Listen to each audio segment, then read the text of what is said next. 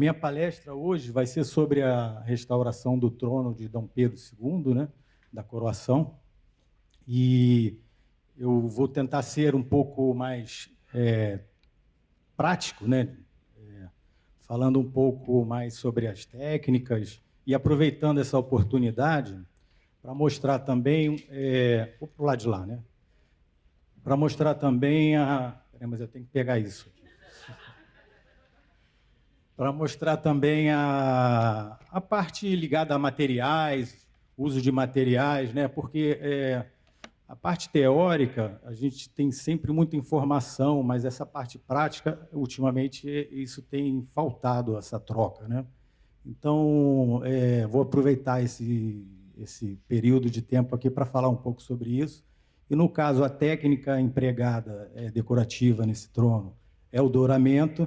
Então, vou aproveitar aqui para explicar algumas coisas sobre esse processo e sobre a folha de ouro também, tá?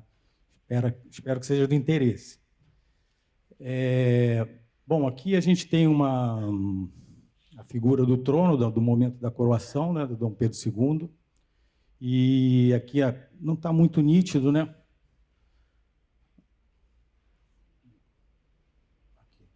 Aqui sobre o trono, aqui, né?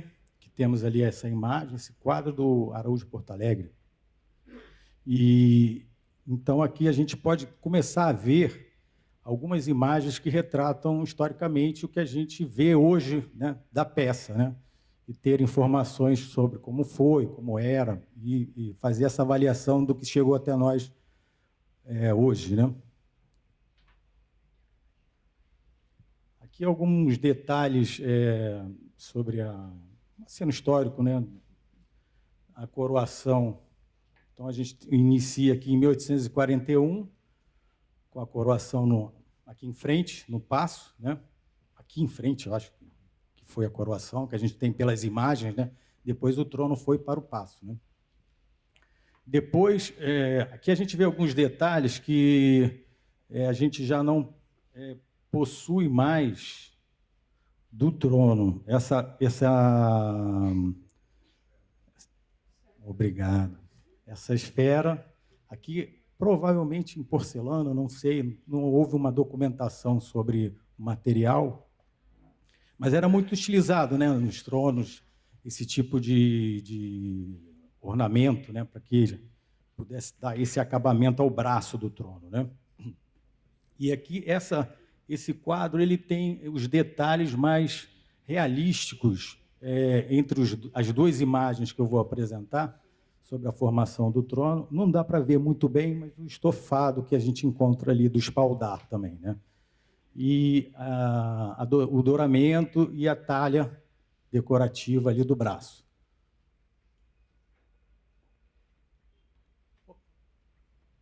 Esqueci de ler ali. Então, né, na proclamação da República, a queda da monarquia, em 1889, o trono é levado para o convento da Ajuda, onde provavelmente são retiradas insígnias de Dom Pedro II e substituídas pela pomba do Espírito Santo, que é o que a gente tem atualmente, né? Com a queda da monarquia, todos os símbolos, né, da monarquia eles são eliminados, né? E parte desse acervo ele é meio que escondido para que não seja eliminado ou queimado, ou não sei se chegou a ser alguma coisa eliminada, né? Leiloado, obrigado. Então, a gente chega, né, até nós, né, assim, atualmente, né, por vamos dizer, ida para o convento, onde ali eles eliminaram essa identificação com a monarquia, né? Depois, em 1911, né, esse convento ele é demolido e, historicamente, parece que foi transferido para a sede do convento, que se transferiu para Tijuca. Depois, a gente tem uma documentação do uso no Congresso Eucarístico Internacional, em 1955, E a última notícia importante também foi na visita a São João Paulo II, em 1980, ele foi usado como trono para receber isso. Aqui a gente tem uma imagem do Congresso Eucarístico, né, o trono sendo utilizado. A gente pode perceber ainda a esfera aqui, que ainda estava presente, né, que fazia parte da decoração.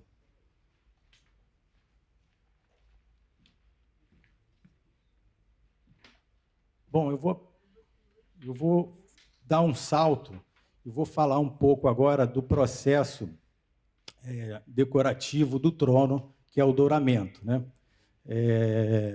Então, assim, a gente tem algumas características. Esse foi um processo muito antigo, né, de decoração, utilizado as folhas de ouro, né, ou ouro, assim. As folhas de ouro, elas são utilizadas, né, assim, no sentido de aproveitamento do material. Então, tem toda uma técnica desenvolvida para a utilização desse material.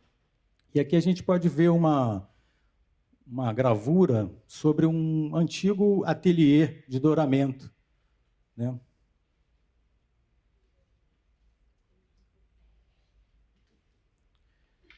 Aqui algumas características desse metal, né? Bom, vou ler aqui, tá? O ouro se diferencia com facilidade de todos os metais pela sua coloração amarela avermelhada.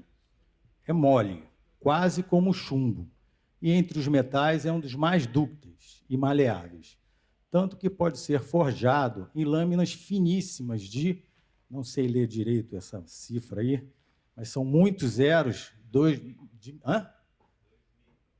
microns de espessura, e não somente pode-se esticar fios tão finos que com 1 grama de ouro se faz 3.250 metros. Então, isso é uma das características desse metal que faz com que a gente possa obter lâminas finíssimas, né, fazendo com que a nossa ideia de uma peça dourada, lógico, ela tem um valor, mas nas igrejas a gente já escutou casos de as pessoas quererem retirar aquele ouro, né, para poder reaproveitar, fazendo assim um dano à peça.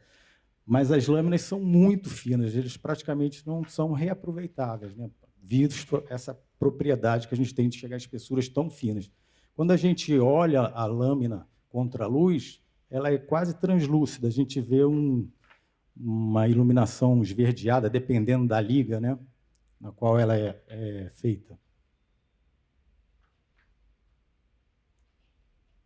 Bom, aqui continuando, esse texto ele é desse livro, um manual italiano aqui sobre o douramento antigo, né? Então a gente tem várias informações sobre o uso da folha de ouro, o uso de outros metais também para metalização, né?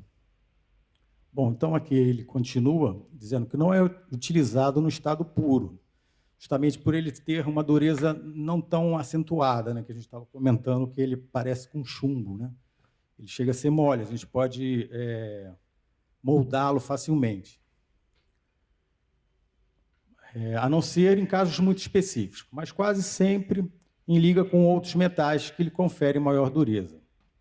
As ligas mais conhecidas são o ouro verde, com 25% de prata, são as ligas que são entre os metais que podem ser acrescentados ao ouro para que ele adquira novas características e resistência, né?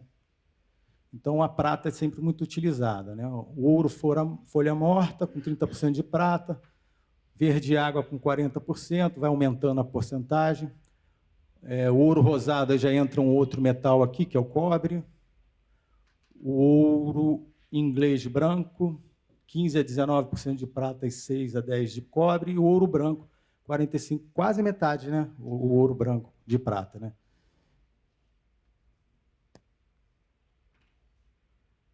Aqui eu tenho, juntamente com esse catálogo aqui, que depois eu vou poder passar, posso passar agora para vocês darem uma olhada, que ele é sobre o mostruário da folha de ouro, né? que justamente essas diferentes ligas que a gente viu aqui antes no texto, elas vão conferir coloração, né, diferente de acordo com essa porcentagem de metais que vão ser adicionados a essa liga. Então, a gente tem o começo lá em cima. Esse aqui, que aqui a gente vê que é o 24 quilates aqui, né? Ele é o mais amarelado, é quase o ouro puro, seria, né? Que a gente tem como classificação. Nesse aqui é o site dessa firma, uma firma italiana que vocês depois vão poder ver, mas eu gostei dessa foto porque ela é bem completa e do site, porque ela dá outras informações também. Então, quando a gente vai fazer a escolha da folha de ouro, que muitas vezes ela é feita só pelo preço, né? Aí, na hora de fazer o projeto de restauração, fazer análise de custo, a gente vai ver o que custa menos. A gente não é, vamos dizer, a única importância, né, para ser levada em consideração em relação ao resultado que a gente vai ter do douramento. Porque aqui a gente pode ver que, além da coloração, a gente tem o formato, vamos dizer aqui, o formato, a dimensão, a espessura e a quantidade, aqui para você fazer um pedido, né? Mas aqui, nessas observações, então, essa primeira aqui, ele diz risco de oxidação ausente. Então, a gente sabe que, né, a folha de ouro, o metal puro, ele não tem o risco de oxidação. Embaixo a gente vê necessidades de proteção. Não.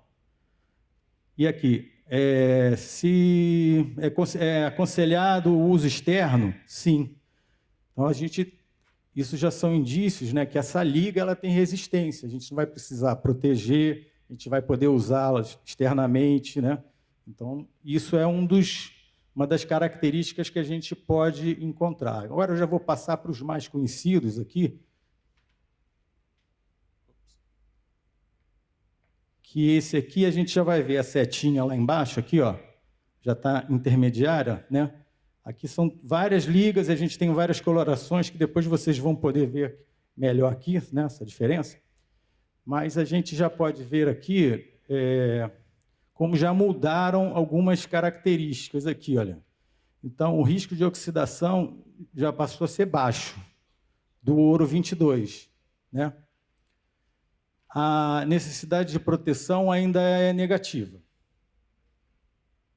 né? E se aconselha por uso externo, não.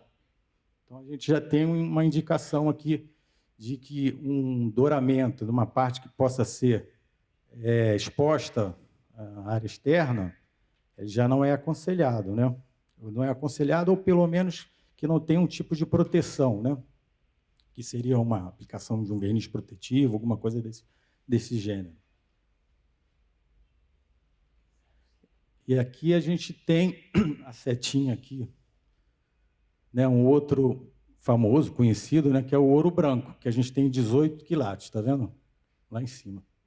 Não sei se dá para perceber, né, mas aí o risco de oxidação, a gente lembrando aqui a percentagem, né, a gente já tinha 45% de prata, né? Prata já passa a ser um metal que sofre todas esses problemas de oxidação, né? Então, a gente já tem aqui o risco de oxidação muito elevado, necessita da proteção, sim, e desaconselha o uso em área externa. Então, são características que a gente tem que considerar no momento de escolher a folha de ouro, né? Não somente o custo. Além de aqui eu não ter exemplificado, mas essa parte da espessura também é muito importante, né? Porque como ele vamos dizer, as características que ele chega a ser muito sutil, muito fina essa folha, isso vai dificultar a aplicação e vai ter uma resistência menor também, o desgaste, né? Aqui eu vou pedir licença para mostrar o processo de laminação. É sempre sobre essa firma aqui que Depois eu vou aproveitar para passar o dépliant.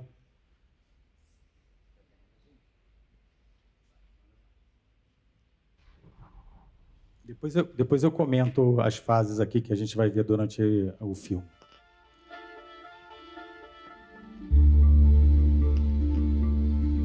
Essa é a parte do forno, onde a gente vai fazer com fio metal.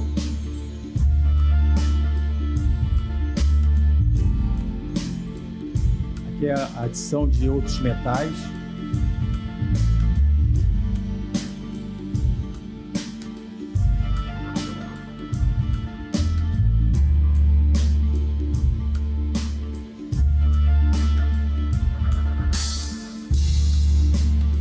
Aquele martelo não era para marcar o ritmo da música, mas era como se laminava antigamente.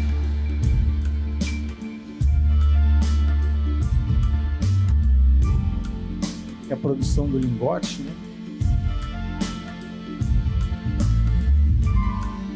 E depois ele começa a ser laminado, passando na calandra ali.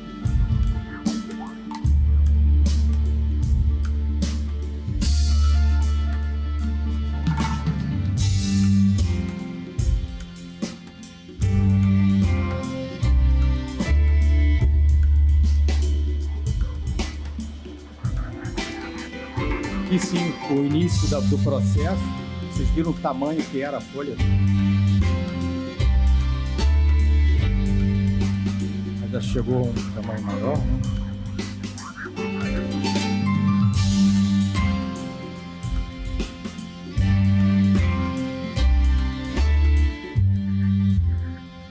E o tamanho final, que agora vai ser processado.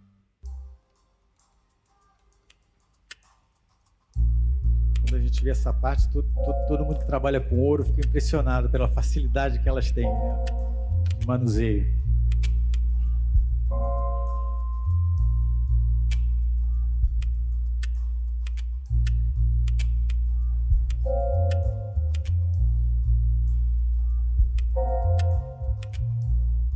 Esse é o corte, né? E ali a gente está confeccionando os blocos.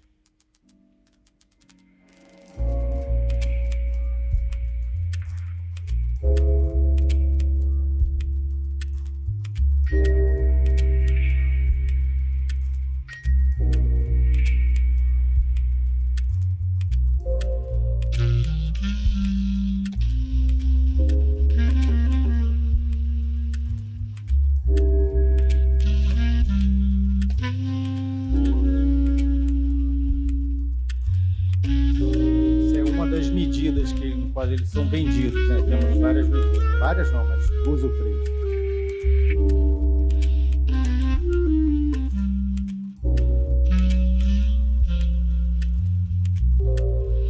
A firma é de Florença, deu para perceber.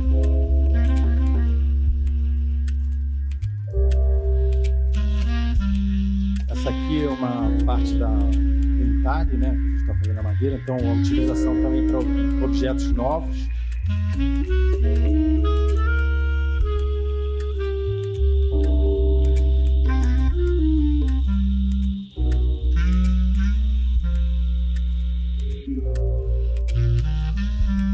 Esse é o método, um dos métodos de douramento. E esse aqui é chamado a água, né, a preparação, que a gente vai ver agora. E essa é a imprimitura, o fundo que a gente utiliza. Essa é a aplicação do bolo ardendo.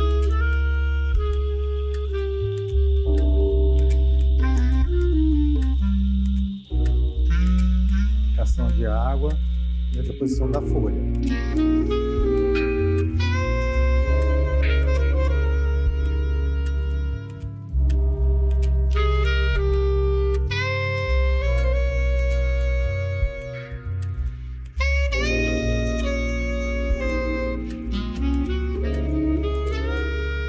Processo de acabamento, que a gente depois vai ver no crômico, né? Que é brunir, né? A gente está brunindo o ouro depois de seco, tá, pessoal? Né? Imediatamente não. Agora a gente já vê o processo de restauro de uma peça.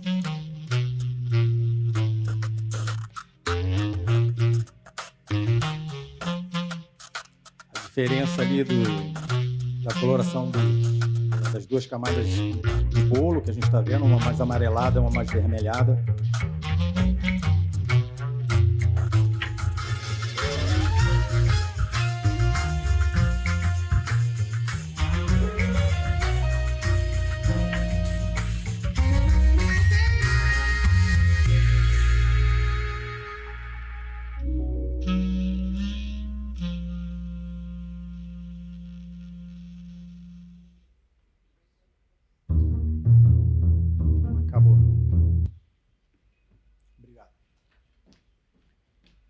Bom, aqui a gente tem essa sequência, agora eu vou passar, espero que possa ter sido claro para quem não conhece o processo do douramento, né? Esse é um dos métodos, né? A gente tem, tradicionalmente, dois tipos, que é aquele a óleo e esse a água, né? Em todos os dois tipos, a gente tem aquela preparação inicial, que é fazer o fundo, onde a gente vai cobrir a superfície com um material que vai deixar ele liso o suficiente para receber a folha de ouro. Liso e isolado também, né? Porque nessa técnica com a água, chamada aguatsu, a gente depois aplica a camada de bolo, que é aquela argila que a gente viu colorada, né? Para que ela dê uma plasticidade a esse fundo para receber a folha de ouro, mas ela também tem uma função de isolar a preparação inicial da aplicação de água, porque a aplicação com a base d'água, que a gente está vendo aqui, ela tem a possibilidade de distribuir melhor a folha, ela se molda quase como se ela boiasse naquela pequena camada de água que se adapta melhor à superfície. E o outro método é o óleo, né? Então, agora, durante a sequência da restauração do trono, eu vou mostrar alguns exemplos aqui. No trono, basicamente, ele era óleo. E aqui os tipos de douramento, tá? Isso aqui é uma característica básica que eu pus aqui. Então, a primeira, né, que a gente estava mostrando sobre o douramento à água, ele é mais utilizado em áreas internas, justamente por causa dessa sensibilidade, né, desse material de fundo à umidade. Ele permite a possibilidade do brunimento, que é essa decoração não, um acabamento, um polimento que a gente dá à folha de ouro, e a gente consegue obter um brilho quase lembra o ouro maciço, né? Quando ele é bem feito, né? A colocação das folhas é feita banhando a superfície durante a aplicação, né? Já outro douramento a óleo, ou mordente, também dito, né? Ele já pode ser utilizado em áreas internas e externas, não pode ser brunido, porque essa película que a gente aplica de óleo, ela não é tão elástica, ela é mais plástica, é mais rígida do que aquela que a gente vai diretamente sobre a argila, né, que é o bolo, e o tempo de secagem para aplicação. Isso quer dizer que a gente tem que aplicar esse óleo resina e agora, industrialmente, a gente já tem a diferença de 24 ou 12 horas, mas a gente que faz o douramento, a gente sabe que esse tempo depende das condições do ambiente, que a gente vai, se a umidade está boa ou não, então a gente tem que estar sempre fazendo o teste, né? Se ele está cantando, o que eles falam, né? Assim, para começar a aceitar a folha de ouro. Aqui a gente estava vendo a especificação desse aqui de 12 horas, está vendo? Então, geralmente, a gente tem 12 ou 24 horas, mas isso é mais indicativo, tá? Então, agora a gente vai falar do douramento, né? Sem linguiça. Bom, do trono. Bom, o trono ele estava localizado na reserva técnica quando eu fiz a primeira visita do Museu Arquidiocesano aqui de Arte Sacra, no Rio de Janeiro, na Catedral. Os problemas evidentes, né, que a gente viu ali durante essa primeira visita era, primeiro, infestação de insetos, né? Assim, cupins, não extensivamente, mas a gente viu alguns sinais. E a falta de algumas peças, a deposição de impurezas, né, pela condição de armazenamento dele. E o que a gente nota nessas peças, muitas vezes, são as repetidas intervenções que elas sofrem, né, durante a vida da peça, né, porque eu imagino que a cada evento do qual ela participou, ela tenha recebido uma melhorada, né? Então, aí pode ser uma limpeza e às vezes arranhou alguma coisa, a gente vai fazer um outro tipo de intervenção até chegar a um redoramento, né? E essa peça passou por esse processo algumas vezes.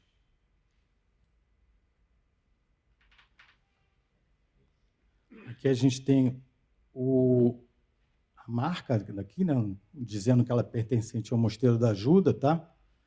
E aqui a gente começa a ver um dos problemas, que é esse tom amarelado que a gente está vendo aqui, né? E a falta dessas decorações aqui, desses ornatos, dessas palmetas. Aqui a gente começa a ver essa marca aqui deve ter sofrido com água, né? Alguma coisa está se levantando aqui, se descolando essa aplicação aqui dessa tinta. A falta de algumas partes, né? Assim, esse rodapé aqui que se perdeu. Aqui a gente não tem mais aquela, como é que era mesmo? É a esfera. A gente não tem mais, ela foi substituída por essa peça, né, que também estava oxidada. Aqui a gente pode ver alguns pontos da infestação dos insetos, né, do cupim. E esse aqui, já estou antecipando aqui, essa é uma foto da desmontagem do espaldar, mas aqui a gente tem todo aqui esse pozinho aqui que estava ali depositado, está vendo?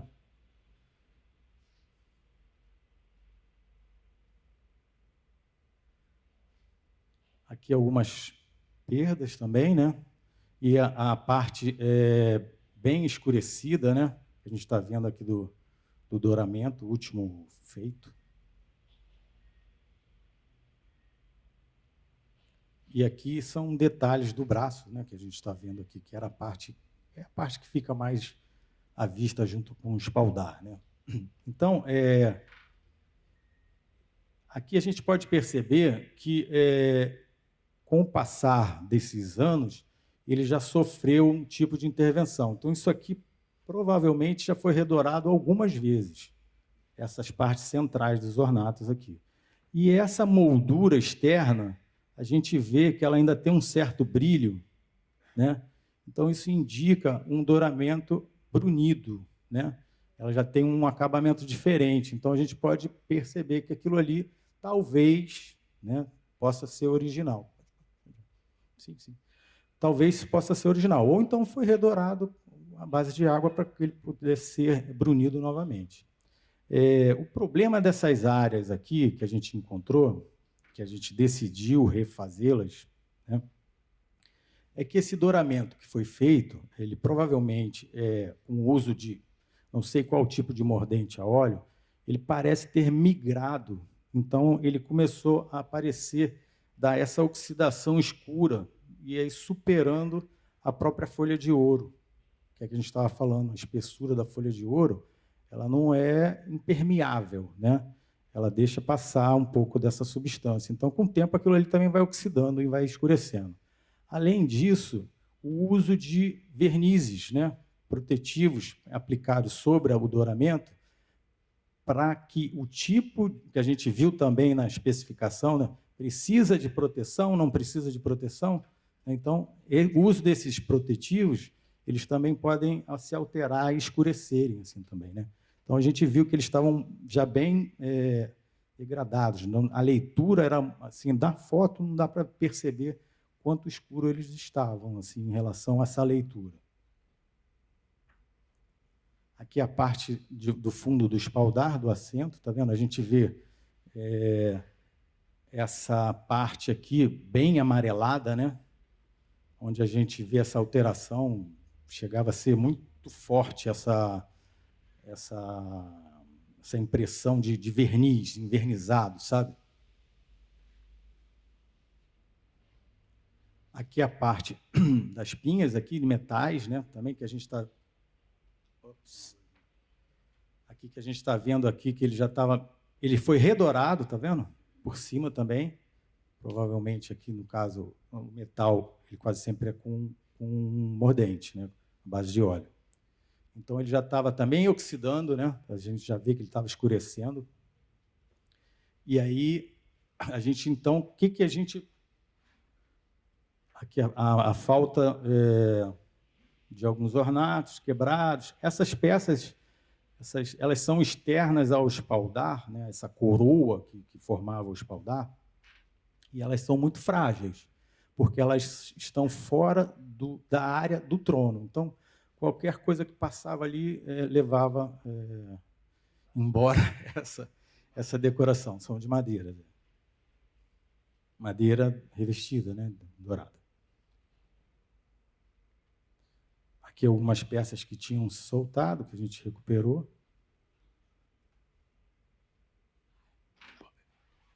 E aqui parte do tecido. E aqui a foto que a gente viu, que é uma bem escurecida. Então, aqui uma lista, mais ou menos, né, assim, para a gente fazer, que a gente decidiu. O que a gente decidiu? O tempo, para variar, era curto, né? Então, a gente tinha um mês para fazer isso. Então, a gente viu que algumas áreas elas poderiam ser reaproveitadas, né? Assim, aquela do espaldar, elas ainda estavam em bom estado. E geralmente, essa parte anterior dos objetos, onde tem mais um uso, um desgaste, e onde ele é manuseado com maior frequência, ele se desgastou, e é a parte do braço do trono.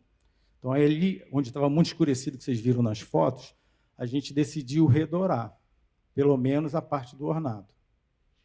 E como o tempo era curto, a decisão de redorar foi com o método a óleo, que já tinha sido feito, né? Então, aqui a sequência, né, que a gente seguiu, mais ou menos. A remoção da almofada, que a gente vai ver agora, que é aquela circular que a gente tem no espaldar. A desinfestação, a recomposição volumétrica das partes faltantes e algumas perdas que a gente viu. A remoção do verniz, né, nas áreas que a gente decidiu salvar o douramento, que ainda estava em boas condições. A reconstrução das partes faltantes, preparação para o douramento, velatura e aplicação do verniz protetivo e a remontagem da almofada. Aqui a gente tem, então, na parte posterior do trono, essa almofada do espaldar, ela era fixada por duas molduras, uma interna e uma externa. A gente removeu essa externa, da parte de trás, nessa parte posterior, e ela já tinha sido modificada. Então, a gente aqui também são parafusos, né? Parafusos ainda com chave de fenda, né? Então, antigos, mas não originais, provavelmente, né? Então, essa moldura aqui, a gente removeu os parafusos, e esse líquido aqui que a gente vê é álcool. É álcool porque, além dos parafusos, eles tinham sido colados também com uma cola animal, né? Cola de madeira, provavelmente, e ela se solubiliza com o uso do álcool, tá? Para a gente retirar. Aqui a continuação da remoção. Aqui vocês podem ver a parte da moldura anterior, né, que circundava. Essa aqui, ó, ela circundava a almofada, a gente retirou. Aqui a remoção da almofada pela parte posterior. Aqui o tratamento. A gente começou, então, passamos ao tratamento, né, desinfestação. O produto utilizado foi essa solução, um termidor, concentração, e no solvente que a gente utilizou foi o querosene, também, de acordo com a indicação da ficha técnica, é o querosene desodorizado, né? Que ele não tem praticamente cheiro. E ele, assim, aqui eu vou fazer um detalhe sobre a desinfestação de peças de madeira. A gente pode usar, né, tanto a base d'água, né, esse produto ele se dissolve em água, mas também em solvente. Só que quando você tem que fazer uma desinfestação para cupim de terra, que ele vem pelo seu caminho que ele constrói, essa aplicação à base d'água é mais eficaz porque ela pode ser maior, não é inodor, né? E assim, o resíduo que ela cria é nessa circulação que ele faz. Já no cupim de madeira seca, ele tem que penetrar na madeira. Então, a água ela não tem um bom poder de penetração na madeira. Por isso, é mais indicado o uso de solventes, quando possível, que aí ele não vai causar nenhum problema na decoração, né? Mas o querosene, o isoparafina também, que é muito utilizado, eles não, geralmente não causam nenhum problema de mancha ou vão desagregar nada, não. Aqui a gente começou a fazer a recomposição, né, volumétrica aqui de algumas pequenas perdas.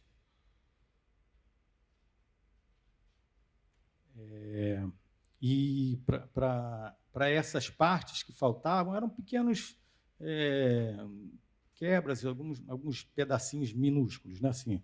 E a gente fez a recomposição com uma resina epóxi, uma massa epóxi, que depois a gente modelou no próprio local. Isso aqui é para desbastar, uma limazinha que a gente tinha, e fizemos essa modelagem no próprio local. Essa foto aqui, a gente vê como essa parte frontal, né? Isso aqui é sempre o braço do trono, tá? Ela estava bem escura, tá vendo?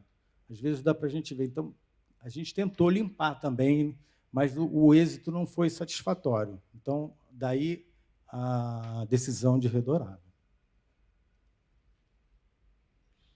Aqui a gente começou a fazer a remoção do verniz, né, com alguns solventes. O douramento, nessa parte aqui, né, assim, que a gente tem os dois tipos, né? A gente tinha a base de água e o de mordente. Quando a gente pensa, né, que aquele à base de água ele seja muito sensível, realmente é, mas se você não usar nenhum solvente que vá solubilizar a cola, né, solvente polar, no caso, assim, né, mais ligado à água, que a gente pode estar associando, ela, se a gente não fizer banhar demais, ela tem uma resistência, né? E a própria abrasão que a gente faz. Quando a gente vai limpar uma peça aqui com suave, por exemplo, uma peça de douramento, é aconselhável que a gente não faça um movimento mecânico muito insistente, vamos dizer, né? Muito forte.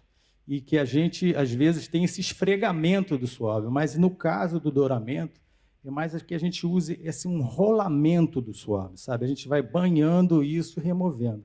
Então, isso deixa bem mais segura esse tipo de operação.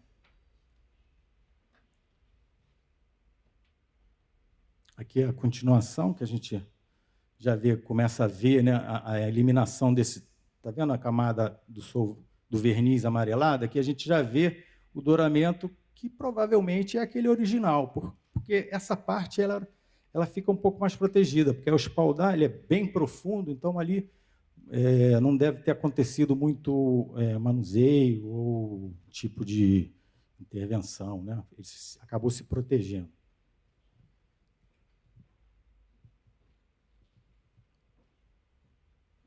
Aqui a gente já começa a ver a diferença, né, dessa limpeza, né? Aqui é um exemplo desses dois tipos de douramento que a gente pode ver como efeito.